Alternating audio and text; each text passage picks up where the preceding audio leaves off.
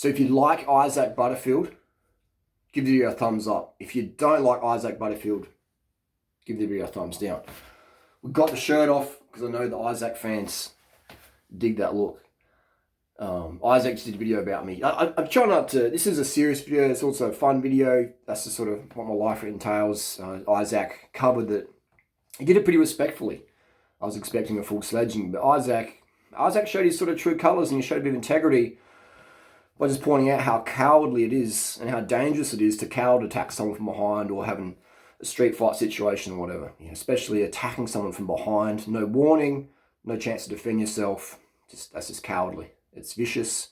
It's we live in Australia, you know. Coward attacks, coward punches, whatever you want to call them, in my opinion, have no place in the world, especially Australia. I mean, this is Australia. You know?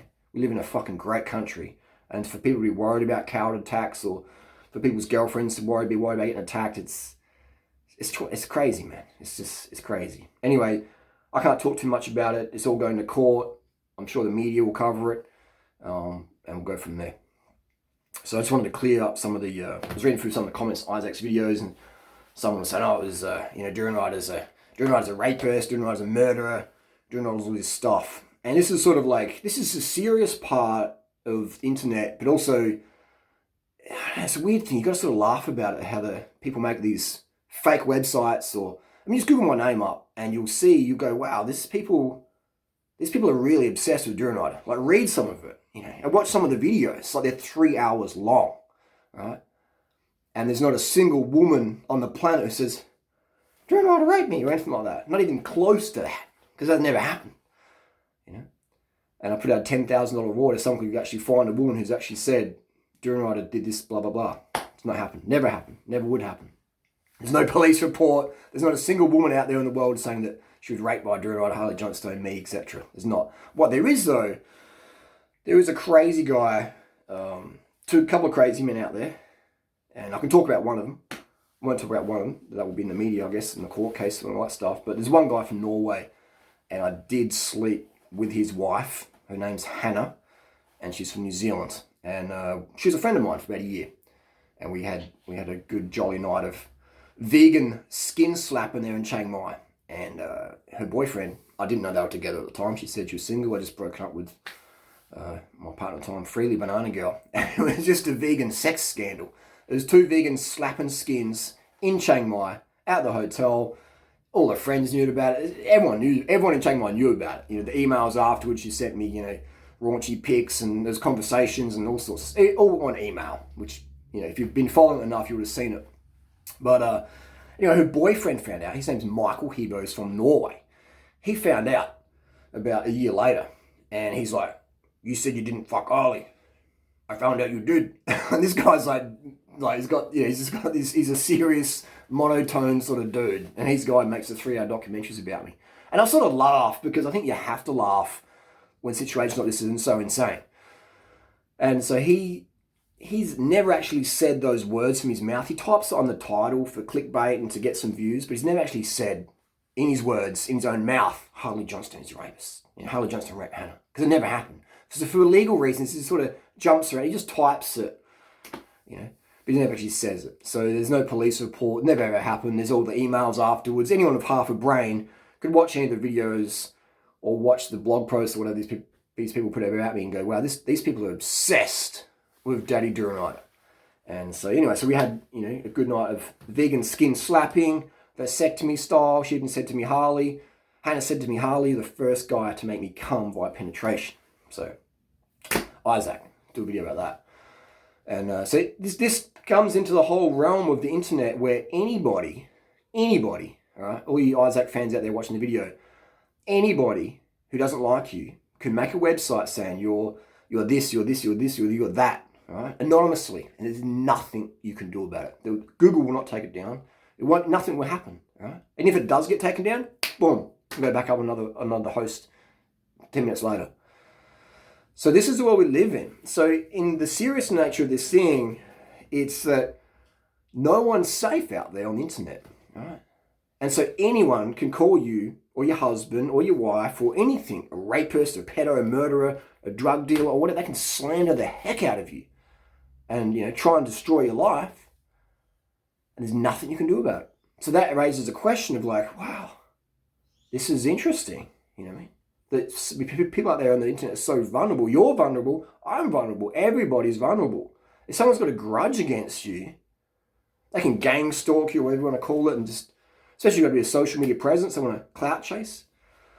So that's interesting. There's nothing you can do about it. So someone could get your kid online or whatever and just, and cyberbully them, and there's nothing you can do about it. It's crazy, isn't it? It's a whole new legal aspect. In Australia, we have there's a law called using a carriage of service to menace and harass. Now, I can't talk about that in too much detail in regards to myself and what's coming up with that, but Google it up. Using a carriage of service to menace and harass. Now, I've been to a lot of police officers recently about that, and there's like, they don't know what to do. Police are overworked, I understand. But the Australian Federal Police, it's a Commonwealth crime using the internet. So that's a little bit different. So the media will cover that shortly, I guess, with those outcomes. But I'm just saying that, it's if there's no face to it and people block their IPs, then it's pretty hard to track them down. But if they use their own website, then it's going to be easy to persecute after that. So let's just let you know out there. So, some of the comments are saying, oh, it's the father. It's like, no, I've talked to Hannah's dad. I'm like, why is you, he's like, I don't know. So there you go. That's the deal there.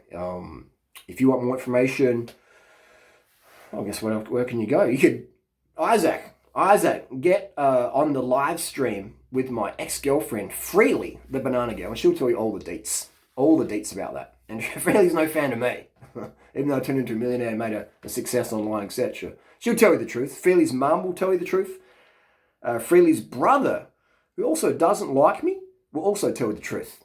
So these are people who aren't in the durianrider fan club, but they're not going to lie, about a rape thing like that. They might not speak up about it, but ask them directly. Ask Peter, ask Lindy, ask Freely. Then you'll get the answer there. What else can we say about that one? But yeah, I've done a few videos about it. But I thought I'll do another update just because some of the Isaac fans, after a few beers, might be like, oh, what's going on? What's going on? But there you go, that's the truth. So anybody can make allegations about anyone, but go to the police, file a report. And if you don't, it makes you look like you're just clout chasing. So there you go, that's the answers there, that's the truth. What else can we say? That's about it. So, but yeah, I want to say thumbs up to Isaac for for sort of educating his audience the dangers of counterattacks and things like that. It's just not cool. Maybe Isaac could also do a video of just how vulnerable people are. Like there's nothing preventing anyone, a psycho-obsessed stalker, saying Issac Butterfield is a rapist, making up a fake website and just spreading it around. And Isaac's got his haters as well, just as I do. And they can share it around on Facebook and go, yeah, Isaac Butterfield's a rapist, There's nothing Isaac could do about it, There's nothing. There doesn't even need to be a woman saying, Isaac did this to me. There isn't with me. And there doesn't have to be. It just has to be a website that if people are jealous of you, they'll spread it around and go, yeah.